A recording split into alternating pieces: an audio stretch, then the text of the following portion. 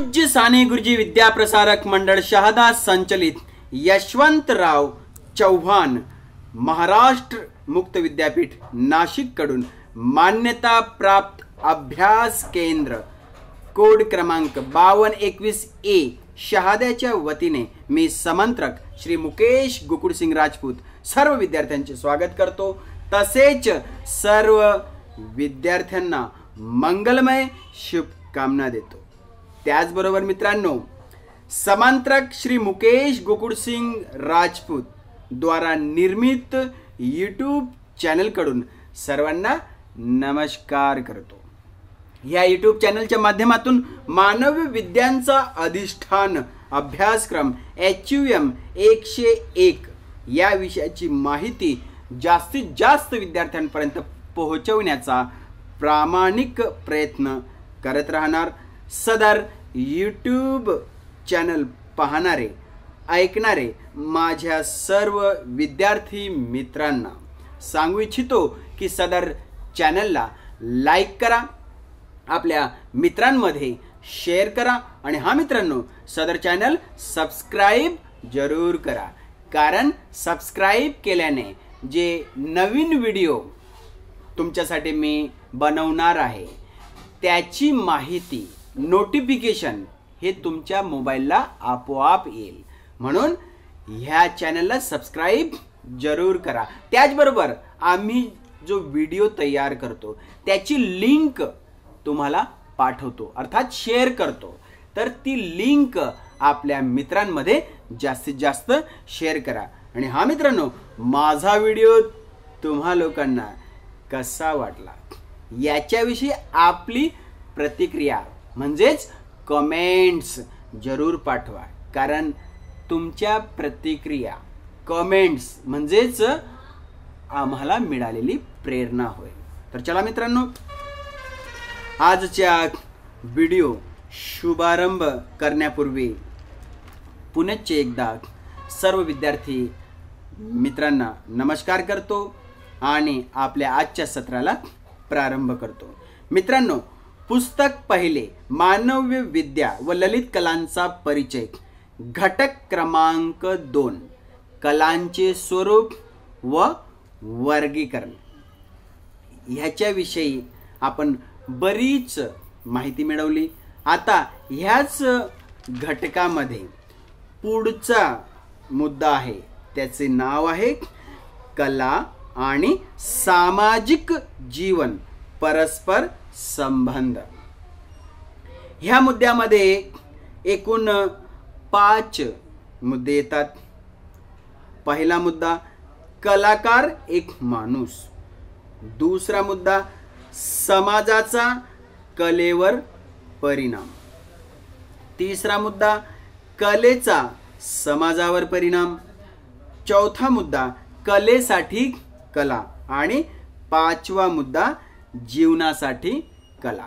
तर ह्या 5 मुद्द्यांची माहिती जी आहे ती आपण आज या ठिकाणी समजणार आहोत, पाहणार आहोत, ऐकणार आहोत।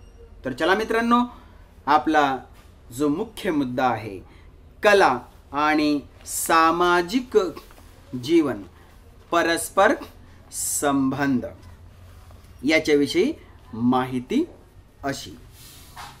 कला आणि एकूण सामाजिक जीवन यांच्यातील परस्पर संबंध गुंतागुंतीचा असतो व या परस्पर संबंधाच्या संदर्भात काही प्रश्नही निर्माण होतात। त्याची थोडक्यात चर्चा आपण या विभागात करणार आहोत। मुख्यतः खालील मुद्द्यांच्या आधारे ही चर्चा आपण करणार आहोत। तर मुद्दा क्रमांक 1, कलाकार एक माणूस। माणूस हा सामाजिक प्राणी आहे आणि कलाकार एक माणूस आहे। या दृष्टिकोनातून कलाकाराकडे कसे पाहता येईल? दुसरा मुद्दा, सामाजिक सांस्कृतिक परिस्थितीचा कलेवर कसा परिणाम होतो? तिसरा मुद्दा, कलेचा समाजावर कसा परिणाम होतो? कलेची सामाजिक कार्ये कोणती? चौथा मुद्दा, या संदर्भात उद्भवणारा एक वाद म्हणजे कलेसाठी कला की जीवनासाठी कला, याबाबत काय म्हणता येईल? तर चला मित्रांनो, आता हे जे 5 मुद्दे आहेत त्या मुद्द्यांची आपण माहिती घेऊया. तर सर्वात पहिला मुद्दा, कला आणि सामाजिक जीवन, याच्यामध्ये सर्वात पहिला मुद्दा आहे कलाकार एक माणूस, त्याच्याविषयी माहिती अशी. कलाकार हा समाजाचाच एक घटक असतो, अपत्य असतो. त्याला एक सामाजिक दर्जा असतो, एक भूमिका पार पाडावी लागते. तो आपल्या कलेद्वारे तसेच वर्तनाद्वारे इतरांवर काही संस्कार करीत असतो, तसेच काही आदर्श निर्माण करीत असतो. त्याच्याकडे आदर्श म्हणून पाहिले जाते. म्हणून कवीने कसे लिहावे हे जसे रोमन टीकाकार सांगत होते, तसे लेखकाने कसे वागावे हे सुद्धा राजशेखर सारख्या भारतीय पंडितांनी सांगितले आहे. सामान्यतः त्याच्याकडून भाविकपणा, संयम, ज्ञानमीमांसा वृत्ती इत्यादी गुण अपेक्षित केले जातात किंवा इत्यादी गुण अपेक्षिले जात होते. त्यातूनच नीतिमत्तेचा पाठपुरावा केला जात होता. कलाकाराने केवळ चांगला कलाकार असून पुरेसे नाही, तर तो एक चांगला माणूस असला पाहिजे, यावर त्यांचा भर होता. चीनमधील चित्रकार हे कवी, तत्ववेत्ते किंवा पुरोहित असत. त्यांच्या मागे वाङ्मयीन शिक्षणाची पार्श्वभूमी असे. भारतीय शिल्पातून तर कलाकाराचे अंतस्वरूप उत्तम रीतीने व्यक्त झाल्याचे दिसते. त्यात आध्यात्मिकता, उदात्तता असल्याचेही काहींचे म्हणणे आहे. त्याच्यात केवळ मनोरंजन नसते, तर उत्तम गोष्टी तो कलेतून मांडत असतो. यातील महत्त्वाचा भाग म्हणजे कलाकाराच्या एकूण व्यक्तिमत्वाची छाप त्याच्या कलाकृतीमधून पडते, अशी भारतीय कलावंतांची धारणा होती. तर मित्रांनो, हा होता पहिला मुद्दा, त्याची संपूर्ण माहिती, कलाकार एक माणूस.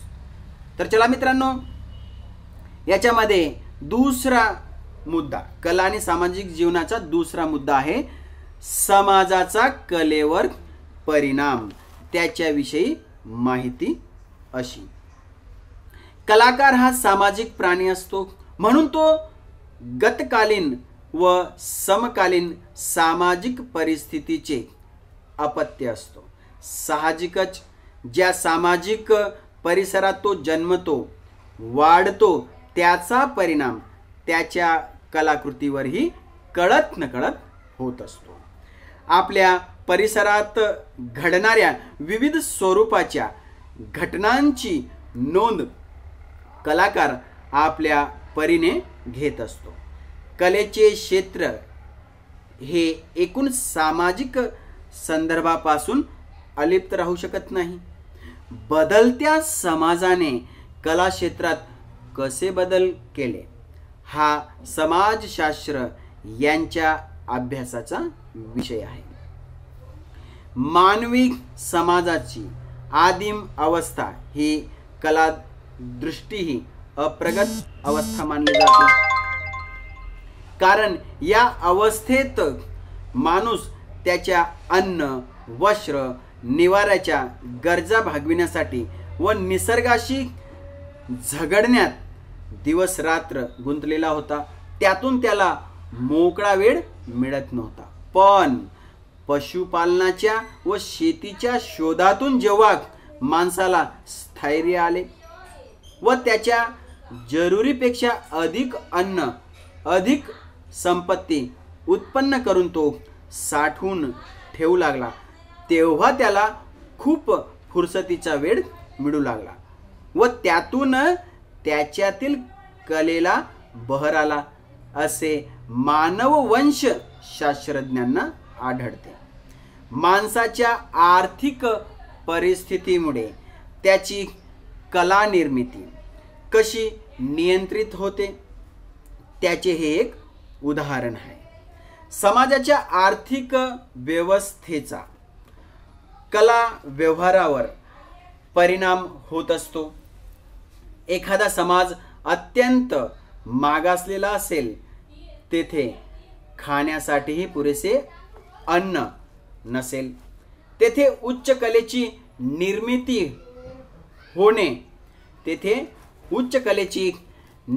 होणे अभिरुची संपन्न आस्वादक असणे या गोष्टी शक्य होणार नाही. कलेचा विकास खुंटलेला असेल. या उलट भौतिक गरजांची पूर्ती झालेल्या समाजात कलांनाही सुकाळ आल्यासारखे होते. भारतात गुप्त काळातील राजवटीत कलांचा सुवर्ण काळ होता असे मानतात. त्या काळात कलांना राजाश्रय होता. तसेच सामाजिक वातावरण सुबत्तेचे पोषक होते म्हणून कलेलाही भरपूर वाव मिळत होता. पण हे एकूण समाज रचनेच्या बाबतीत खरे असले तरी व्यक्तिगत बाबतीत काटेकोरपणे खरे नाही. गरीब लोक ज्यांना पोटासाठी श्रम करावे लागतात कलेच्या क्षेत्रात मागे राहतात किंवा गरीब व्यक्ती कलाकार होऊ शकत नाही. श्रीमंत मात्र कलाकार होऊ शकतो असा निष्कर्ष काढल्यास तो चूक ठरेल. हालाकीचे जीवन जगूनही उत्तम कला निर्मिती केल्याची अनेक उदाहरणे आहेत. उदाहरणार्थ आपल्याकडेच दलित साहित्यिक हालाकीचे जीवन जगले पण त्यांनी उत्तम कला निर्मिती केली आहे. तर मित्रांनो या ठिकाणी समाजाचा कलेवर परिणाम हा मुद्दा पूर्ण झालेला आहे. तर चला मित्रांनो, कला आणि सामाजिक जीवन याच्यामध्ये एक तिसरा महत्त्वाचा मुद्दा तो म्हणजे कलेचा समाजावर परिणाम. त्याच्या विषयी माहिती अशी सामाजिक परिस्थितीचा कलेवर कसा परिणाम होतो हे आपण पाहिले. पण सामाजिक परिस्थितीला शरण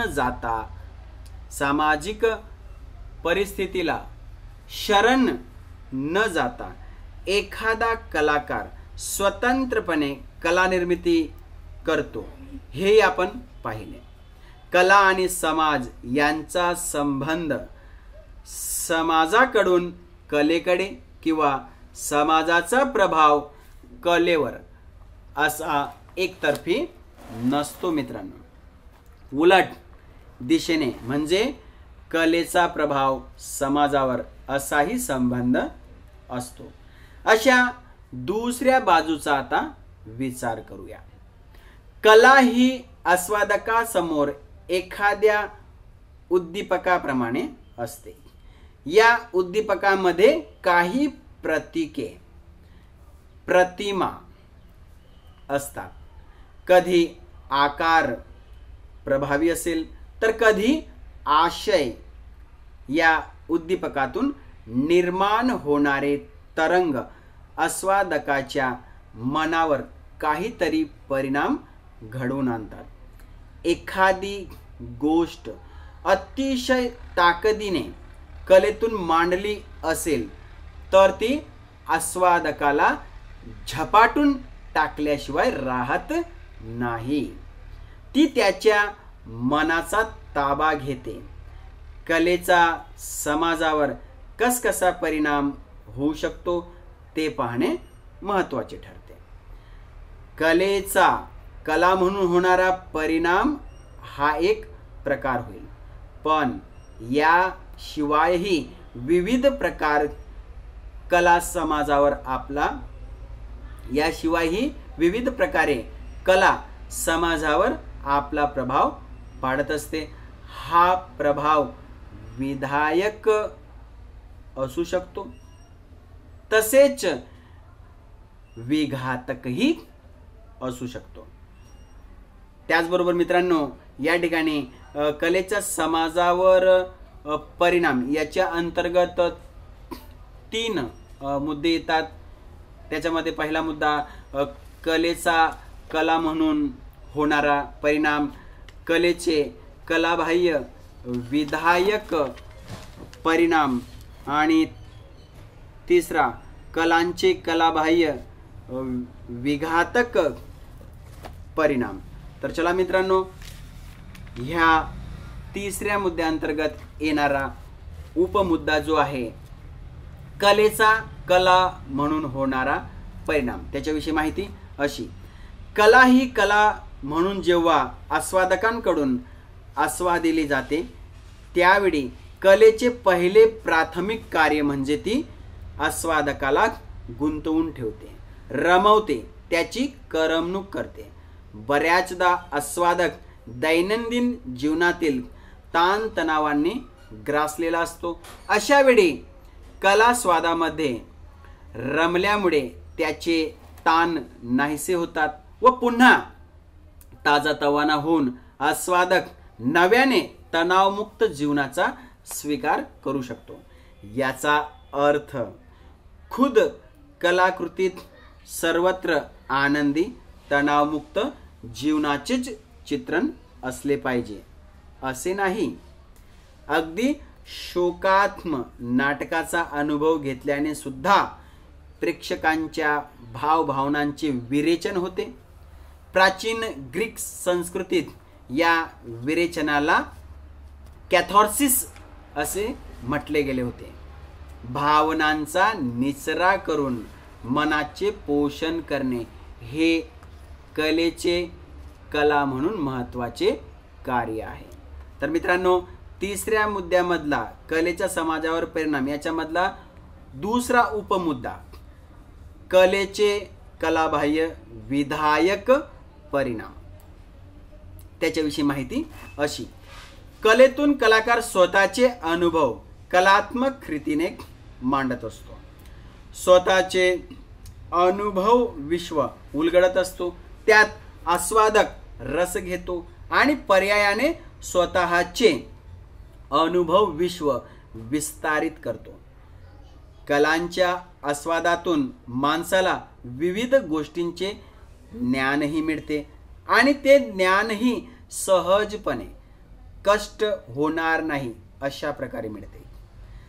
तथ्यात्मक ज्ञानाबरोबर मूल्यांविषयीचा संदेश देण्याचे कार्यही कला करत असते. कलाकार आपली मूल्ये, आदर्श समाजाविषयी आपली स्वप्ने ही सारी कलाकृतीमधून प्रत्यक्ष स्वरूपात मांडत असतो. साहित्य, काव्य, नाट्य या कलांमधून हे जास्त प्रमाणात शक्य होते. कथा, कादंबऱ्यांमधली काही पात्रे, नाटकातील काही पात्रे जणू लेखकांचे विचार बोलून दाखवत असतात. त्यातून प्रेक्षकांसमोर काही जीवनमूल्ये, जीवन आदर्श मांडले जातात. त्यातून तो स्फूर्ती घेऊ शकतो. वेगवेगळ्या सामाजिक समस्या साहित्यातून, नाटकातून मांडल्या जातात व त्या समस्यांवरील संभाव्य तोडगेही सुचविले जातात. त्यातूनही समाजाचे उद्बोधन होऊ शकते. स्वातंत्र्य चळवळीच्या काळात लोकांची मने स्वातंत्र्य चळवळीत भाग घेण्यासाठी अनुकूल नाटकातून झालेले दिसते. स्वातंत्र्य चळवळीत भाग घेण्यासाठी अनुकूल बनविण्याचे कार्य अनेक कथा कादंबऱ्यातून लोककलातून नाटकातून झालेले दिसते. समाज परिवर्तनाचे साधन म्हणूनही साहित्य कार्य करू शकते. आता मित्रांनो, तिसरा जो मुद्दा होता त्याच्यामधला तिसरा उपमुद्दा कलेचा समाजावर परिणाम, याचा मधला तिसरा उपमुद्दा कलांचे कलाबाह्य विघातक परिणाम. त्याच्याविषयी माहिती अशी, कला ही समाजावर जसे विधायक परिणाम करू शकते त्याचप्रमाणे विघातक परिणामही घडवू शकते. एखाद्या वादग्रस्त विषयावर समाज मन कलुषित करण्याचे काम करू शकते. कलाकार हा कलावादी असेल तर तो सामाजिक मूल्यांपासून आपण मुक्त आहोत. निदान कलेच्या क्षेत्रात आपण या मूल्यांना बांधील नाही असे मानून सामाजिक मूल्यांना कळत न कळत धक्का देणाऱ्या, विघटन करणाऱ्या कलाकृती निर्माण करतो. त्याचा समाजावर होणारा परिणाम समाजाच्या निकोप प्रगतीला पूरक असेलच असे नाही. याउलट काही वेळा कलाकार समाजातील रूढ मूल्यांचेच उदात्तीकरण करण्यात समाधान मानतो. समाजाला पारंपरिक मूल्यांमध्येच गुंतून पडण्यासाठी, स्थितिशील राहण्यासाठी, प्रगतीच्या वाटा बंद करण्यासाठी अशा परंपरावादी कलांचा आधार सापडतो. अशा रीतीने कलेमुळे समाजावर बरे व वाईट, विधायक व विघातक असे दोन्ही प्रकारचे परिणाम होऊ शकतात. याचे एक कारण म्हणजे आस्वादक कलेकडे करमणुकीचे तात्पुरते साधन म्हणून पाहून कलाकृती तिथेच सोडून देत नाही, तर कलाकृतीचा केवळ आकार लक्षात न घेता आशयातही तो गुंततो. त्यावर आशयाच्या दृष्टीनेही प्रतिक्रिया देतो व तो आशयही आपल्या भावनिक जीवनाचा भाग बनवितो. त्यातून एक प्रश्न असा पडतो की कला ही शेवटी कशासाठी असेल? केवळ कलात्मक अनुभवासाठी की कलाबाह्य जीवनावर प्रभाव टाकण्यासाठीही? या वादाची कलेसाठी कला की जीवनासाठी कला असा शब्दात मांडणी केली जाते. या वादाच्या दोन बाजूंचा थोडक्यात परामर्श आपण पुढच्या मुद्द्यामध्ये घेऊया, जो महत्त्वाचा चौथा मुद्दा आहे. मित्रांनो, आपला जो कला आणि सामाजिक जीवनामध्ये आतापर्यंत आपण 3 मुद्दे पाहिले आणि त्या तिसऱ्या मुद्द्यामध्ये 3 उपमुद्दे पाहिले. आता कला आणि सामाजिक जीवनाचा चौथा आणि 5वा मुद्दा आपण समजणार आहोत. तर चला मित्रांनो, कला आणि सामाजिक जीवनाचा चौथा मुद्दा, कलेसाठी कला, याच्या विषयी माहिती अशी. कलेसाठी कला मानणाऱ्यांच्या मतानुसार कलेला कोणतेही उपयुक्ततावादी मूल्य नसते, कोणताही बाह्य हेतू नसतो. कला हेच कलेचे अंतिम ध्येय होय असे ते मानतात. कोणत्याही अन्य गोष्टींसाठी कला ही वापरावयाची नसून ती केवळ मनोरंजनासाठी स्वीकारावयाची असते. हा विचार 19व्या शतकाच्या सुरुवातीमध्ये करण्यात आला. कांटच्या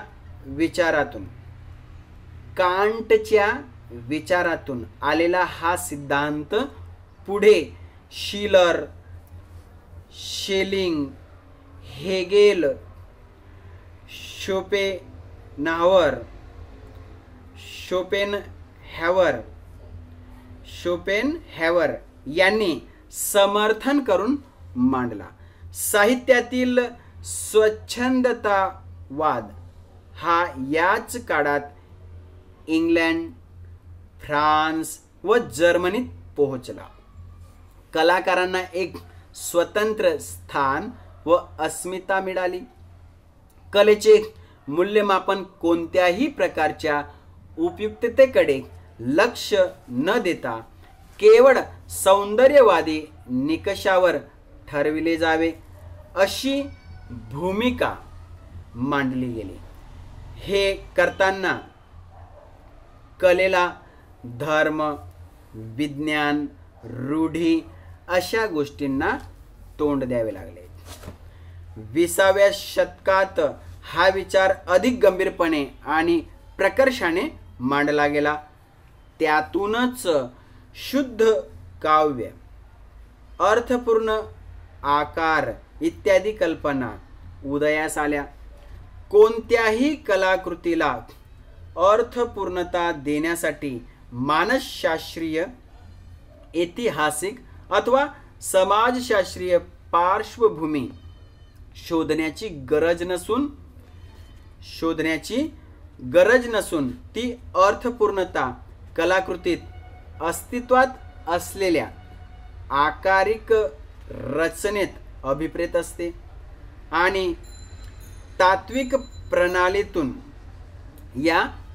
प्रणालीतून अमूर्त वस्तुनिष्ठ प्रातिनिधिक कला आकारास आली. त्याचप्रमाणे कलेसाठी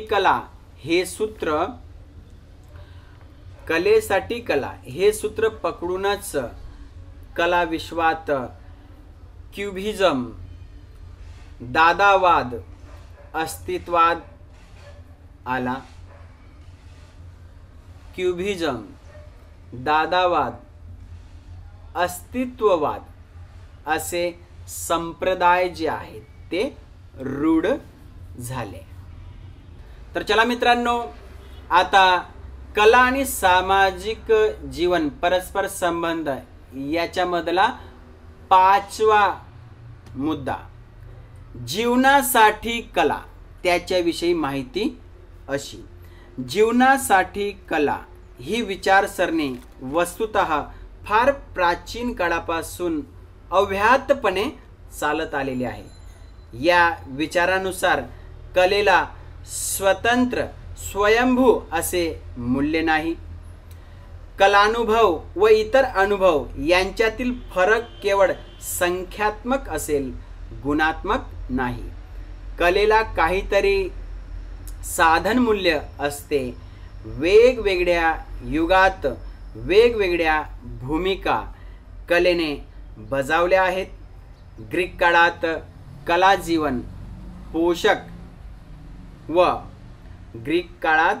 कला जीवन पोषक म्हणून मूल्ययुक्त मानली गेली होती.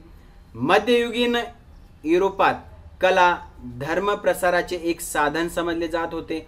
पुढे पुढे नीती, राजकारण, राष्ट्रभक्ती अशा गोष्टींसाठी कलांचा उपयोग केला जाऊ लागला. होरेन्सने शिक्षण व मनोरंजन यांना कलेचे द्विविध ध्येय मानले. कला आणि नीती यांचा संबंध पाहणे म्हणजेच एका अर्थाने कला आणि जीवनमूल्ये यांच्यातील संबंध पाहणे होय. कलेबाबत जीवनवादी दृष्टिकोन बाळगणारे लोक कलेतील आशयाला खूप महत्त्व देतात. त्या मानाने रचनेला गौण मानतात. टॉलस्टॉय कलेकडे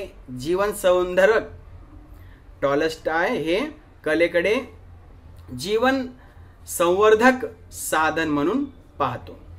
कलेतून होणाऱ्या भावना संक्रमणामुळे माणसे एकत्र येतात.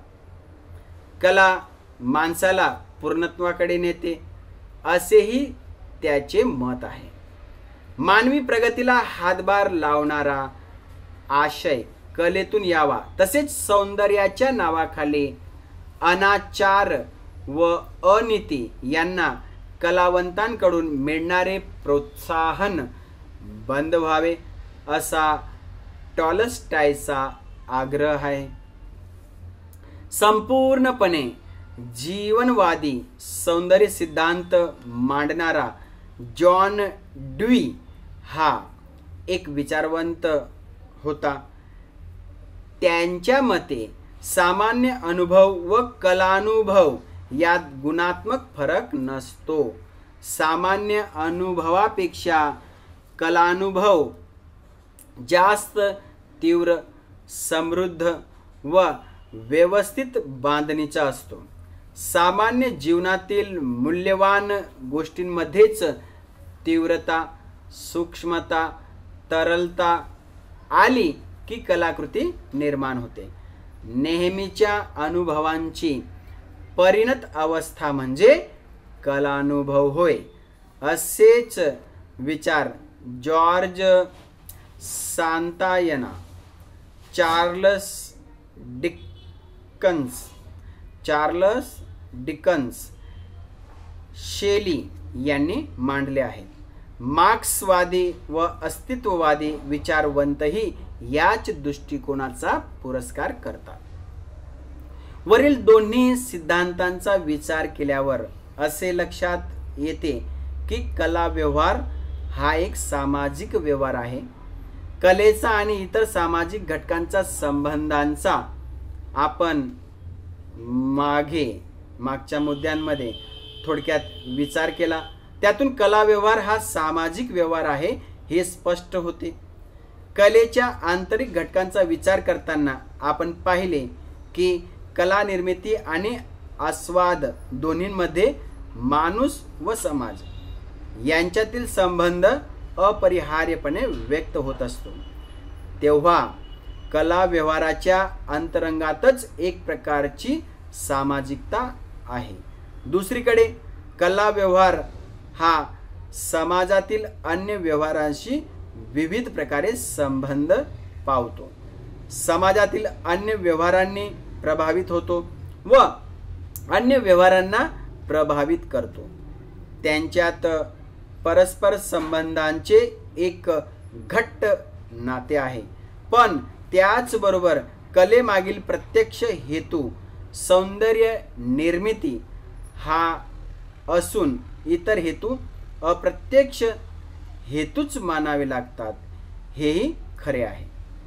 कलामूल्य नसलेली कलाकृती आणि त्यामुळे कलात्मक संवाद न देणारी कलाकृती लोकशिक्षणाचे कामही प्रभावीपणे करू शकत नाही. त्यामुळे कलेकडे कला म्हणून पाहता केवळ दुसऱ्या कोणत्याही सामाजिक उद्दिष्टांचे साधन म्हणून पाहणे हेही कलेवर अन्याय करणारे आहे. म्हणून आपण कोणत्याही एकाच भूमिकेचे समर्थन न करता दोन्ही दृष्टिकोनांचा समन्वय साधला पाहिजे हे लक्षात येते. तर मित्रांनो, अशा पद्धतीने आपण कला आणि सामाजिक जीवन परस्पर संबंध म्हणजे काय, त्याच्यामध्ये येणारे 5 मुद्दे याच्या विषयी विस्तृत माहिती ह्या व्हिडिओमध्ये पाहिली. मित्रांनो, आता आपण पुढच्या व्हिडिओमध्ये कलेचे सांस्कृतिक वर्गीकरण, त्याच्यामध्ये अभिजात कला, जनप्रिय कला, लोककला, भक्ती कला याच्याविषयी माहिती पुढच्या व्हिडिओमध्ये मी तुमच्यापर्यंत पोहोचवण्याचा प्रयत्न करणार. तर मित्रांनो, पुढच्या व्हिडिओच्या प्रतीक्षेत राहा. मित्रांनो, वेगवेगळ्या घटकांवर असे विविध मुद्द्यांना समोर ठेवून हे व्हिडिओ तयार करण्याचा प्रयत्न करत आहे. म्हणून तुम्ही येणाऱ्या प्रत्येक व्हिडिओची प्रतीक्षा करत राहा आणि HUM 101 या विषयाचा लाभ घेत राहा. तर चला मित्रांनो, आजचा व्हिडिओ या ठिकाणी आपण संपन्न करूया. जाता जाता महत्त्वाचा संदेश, कोविड-19 या जागतिक महामारीमध्ये घरात रहा, सुरक्षित रहा, 2 गज की दूरी, मास्क है जरूरी. ह्या संदेशाचं पालन आपण स्वतः देखील करा व आपल्या मित्रांपर्यंत हा संदेश पोहोचवण्याचा प्रयत्न करा. मित्रांनो, चला तर जाता जाता पुनश्च एक वेळा सर्व विद्यार्थी मित्रांना सांगू इच्छितो की सदर Mukesh Rajput YouTube channel like करा, आपल्या मित्रांमध्ये शेअर करा आणि हा मित्रांनो सबस्क्राईब जरूर करा. कारण सबस्क्राईब केल्याने जे नवनवीन व्हिडिओ टाकण्याचा मी प्रयत्न करतो तर त्याची माहिती, नोटिफिकेशन तुमच्यापर्यंत आपोआप पोहोचत राहील. म्हणून सबस्क्राईब जरूर करा. आणि हा मित्रांनो, हा व्हिडिओ तयार झाल्यानंतर मी लिंक पाठवतो, ती लिंक आपल्या मित्रांमध्ये शेअर करा आणि माझा व्हिडिओ कसा वाटला याच्याविषयी आपल्या प्रतिक्रिया म्हणजेच कमेंट्स जरूर पाठवा. कारण आपल्या कमेंट्स म्हणजेच आम्हाला मिळणाऱ्या प्रेरणा होय. तर चला मित्रांनो, जाता जाता पुनश्च एकदा सर्व विद्यार्थी मित्रांना नमस्कार, मंगलमय शुभकामनाएं.